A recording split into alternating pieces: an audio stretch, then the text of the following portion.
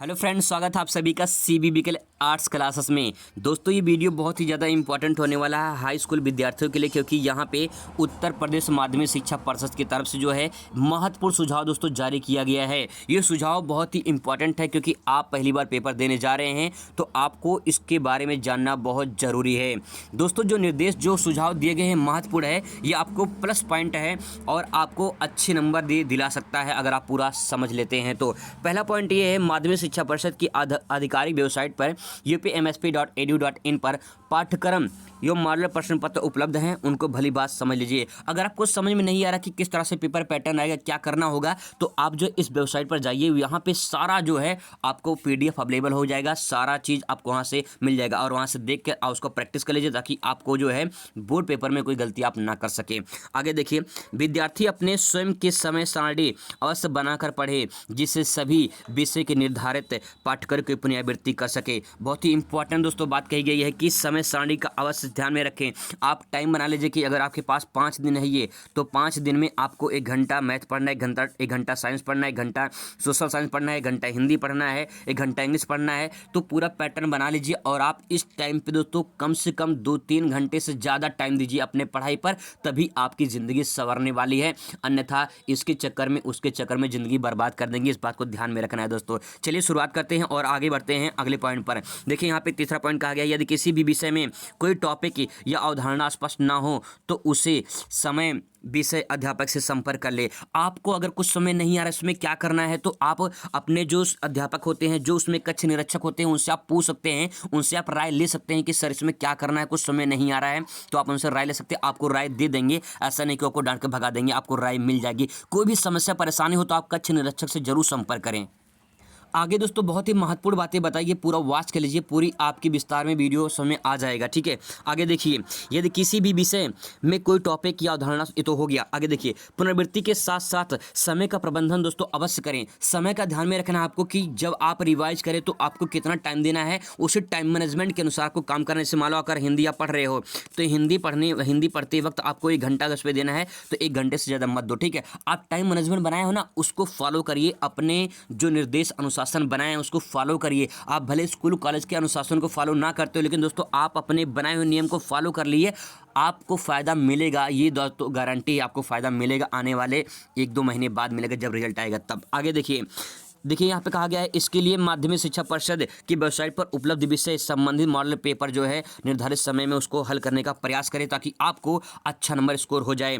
विषय से संबंधित गुणवत्तापूर्वक शैक्षिक सामग्री जैसे वीडियो आपको दीक्षा ऐप पे माध्यमिक शिक्षा विभाग के YouTube चैनल पर आपको जो है ई ज्ञान गंगा पर मिल जाएगा। विद्यार्थी अपने जो है उनसे सहायता ले सकते हैं। अगर आप यहाँ से अगर कुछ सहायता लेना चाहते हो तो आप यहाँ से ले सकते हैं।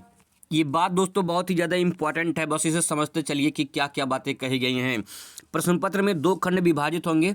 यहाँ पे बात करें खंड आ की, तो बहुविकल्पीय प्रश्न होगा और खंड बा में वर्णनात्मक प्रश्न होगा। वर्णनात्मक इसमें वर्णन करना होगा, जैसे आपसे कुछ पूछ लिया तो उसके बारे में आपको लिखना होगा। आपको 2-3 लाइन, 4 लाइन, 10 लाइन आपको लिखना होगा। बहुविकल्पीय प्रश्न जो होंगे वो दोस्तों OMR शीट पर होंगे। ये बात को ध्यान में रखना है। OMR शीट कैसे भरना है, क्या करना है, इसको मैंने अपने पिछली वीडियो में बता दिया है। अगर आप उसे नहीं देखे हैं तो आप उसे देख लीजिए, मैं आपको OMR शीट दिखा दे रहा हूँ। दोस्तों ये हाई स्कूल का OMR शीट है, दे सकते हैं। यहाँ पे आपको इसी तरह से भरना है, बहुत ही सिंपल है, ज़्यादा कुछ नहीं करना है। यहाँ पे देखिए, आपके जो एडमिट कार्ड होगा उस एडमिट कार्ड पे यहाँ पे जिले के कोड और नाम लिखा होगा। तो जैसे आपका जिला है, जैसे वाराणसी है तो वाराणसी को वहाँ पे कोड लिखा है और उसका नाम लिखा है। फैजाबाद है, फैजाबाद, अयोध्या, मतलब ऐसे लिखा हुआ, ठीक है। यहाँ पे केंद्र का जहाँ पे सेंटर यहाँ पे कोड लिखा रहेगा और यहाँ पे आपको रोल नंबर भर देने हैं। यहाँ पे जो विषय रहेगा उस विषय का कोड यहाँ पे, और अब जो भी विषय रहेगा आपको भर देना है यहाँ पे। और प्रश्न पत्र संख्या जो पेपर में सब कुछ रहेगा।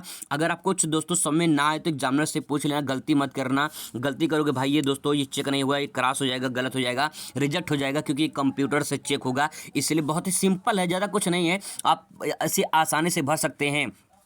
इसके बाद यहाँ पे जो 20 क्वेश्चन होगा उनका जो है निशान लगाना होगा। जैसे यहाँ पे मान लो पहले का सही C है तो आपको जो है तो गोला कर देना है और अच्छे तरह से गोला करना है, बाहर गोला ना जाए, ये आपको ध्यान में रखना है। तो ये OMR शीट है, आप पूरा देख सकते हैं, ठीक है। इसको अच्छे से देख लीजिए, पढ़ लीजिए, और यही जो OMR शीट आपके बोर्ड पेपर में दोस्तों आने वाला है। ओएमआर सीट को जो भरने का निर्देश है वो भी जारी किया गया है। ओएमआर सीट को उत्तर सुनिश्चित होने जाने के पश्चात ही सावधानी पूर्वक भरना है आपको। ऐसा नहीं कि आपको हड़बड़ी में जो है उल्टा सीधा भर दें। और जैसे होता ना कि 4 गोला दिया है तो 4 गोले में कभी कभी होता कि आपको गलती से आपने ये गोला कर दिया, ठीक है, बाद में आपको पता चला, आपने देखा उसको कर यार ये तो डी वाला नहीं था, ये तो ए वाला था, तो आप इसको क्रॉस कर दी तो भी गलत हो जाएगा। तो ये गलत होने का चांस बहुत ज़्यादा होते हैं। ऐसा गलती आपको नहीं करना है। जो सही हो आपको सिर्फ वही भरना है, दोबारा उसको गलती मत करिए, ठीक है।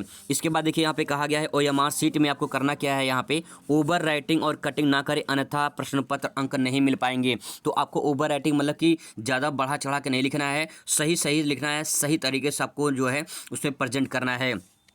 सर्वप्रथम प्रश्न पत्र को पढ़ें। प्रश्न पत्र में दिए गए निर्देशों को अच्छी तरह समझने के बाद ही उत्तर लिखना प्रारंभ करें। उत्तर पुस्तिका में प्रश्न पत्र दी गई प्रश्न संख्या को अंकित जरूर करें। ये दोस्तों बहुत ही इंपॉर्टेंट पॉइंट है कि अगर मान लीजिए कि प्रश्न पत्र में जो है क्वेश्चन नंबर 6 दिया है, ठीक है, तो आप लिखिए यहाँ पे उत्तर संख्या आप ऐसे लिख लीजिए, उत्तर संख्या कितना है, 6 है, ठीक है, अंडरलाइन करिए, फिर उसके बाद उत्तर लिखना शुरू कर दीजिए। आप आंसर नंबर लिख सकते हैं, प्रश्नोत्तर नंबर लिख सकते हैं, कुछ दिक्कत नहीं है, आप कुछ भी लिखिए, लेकिन ऐसे उत्तर आपको यहाँ पे क्वेश्चन नंबर जरूर देना है, ठीक है, इस बात को ध्यान में रखना है। आगे देखिए कहा गया है यहाँ पे खंडवार प्रश्नों को जो है उत्तर खंडवार में ही लिखे। जैसे मान लो खंड का दिया है तो खंड का अलग लिखेंगे, खंड खा का अलग लिखेंगे, क्योंकि ऐसे बहुत सारे लोग, जैसे समाजीय विज्ञान है, समाजीय विज्ञान में खंड का और खंड खा अलग अलग होते हैं। तो समाजीय विज्ञान में खंड का में इतिहास और नागरिक शास्त्र से पूछा जाता है, और खंड खा में भूगोल और अर्थशास्त्र से पूछा जाता है। तो जो खंड का वाला है उसको खंड का में ही करेंगे, जो खंड खा वाला है उसको खंड खा में ही करेंगे। ये बात दोस्तों ध्यान में रखेंगे। मान लेते हैं खंड का कोई क्वेश्चन नहीं आ रहा है, तो आपको जिससे नहीं आ रहा है तो आप उसको खंड का में आगे पीछे कर दीजिए, लेकिन खंड खा में मत करिए उसको, नहीं तो गलत हो जाएगा, दिक्कत हो जाएगी, नंबर नहीं मिल पाएगा। इस बात को ध्यान में रखना आपको। बस दोस्तों 2 महत्वपूर्ण बातें और कही गई, इसमें ध्यान से समझ लीजिए। यहाँ पे प्रश्न पत्र में जिन प्रश्नों पर उत्तर स्पष्ट हो उसे पहले करें और समय नष्ट ना करें। देखो बात बहुत अच्छी तरीके से कहा गया कि जो प्रश्न आपको पहले आ रहा है उसे आप पहले कर लो भाई, जो नहीं आ रहा है उसे बाद में कर लेना, कोई दिक्कत नहीं है। लेकिन ध्यान में रखना, मैंने बताया ना खंड का नहीं आ रहा है तो खंड का में ही नहीं आ रहा है तो उसको लास्ट में कर देना, खंड का में ही करना, लेकिन खा में मत करना भाई, ये ध्यान में रखना आपको, ठीक है। तो आपको पहले या नहीं मतलब पहले आ रहा है तो पहले कर लो, ठीक है, बाद में उसको जो नहीं आ रहा है उसे में कर लेना। उत्तर पुस्तिका में कार्य स्वच्छता और स्पष्ट से करें। राइटिंग बहुत बड़ा महत्वपूर्ण होता है, उसको ध्यान में रखना आपको। प्रश्न पत्र हल करने के पश्चात सुनिश्चित कर लें कि आपके द्वारा प्रश्न पत्र में अंकित सभी प्रश्न पत्र हल हो गया या नहीं हो गया है। आप जब पेपर हो जाए तो पूरा चेक कर लीजिए कि आपके कॉपी में पूरा प्रश्न पत्र हो गया है कि नहीं हो गया है। अगर कुछ छूटा तो उसे जल्दी से कर लो, क्योंकि समय बहुत आपके पास कम रहेगा, इस बात को ध्यान में रखना है। तो ये दोस्तों जो उत्तर प्रदेश माध्यमिक शिक्षा परिषद की तरफ से जारी किया गया महत्वपूर्ण सुझाव है वो मैंने आपको बता दिया है। इसके बाद मैं आपको सब्जेक्ट वाइज भी बताऊंगा कि सब्जेक्ट में कैसे क्या प्रेजेंट करना है जिससे आप अच्छा स्कोर कर सकें। आई होप कि आपको वीडियो अच्छा लगेगा। Thanks for watching.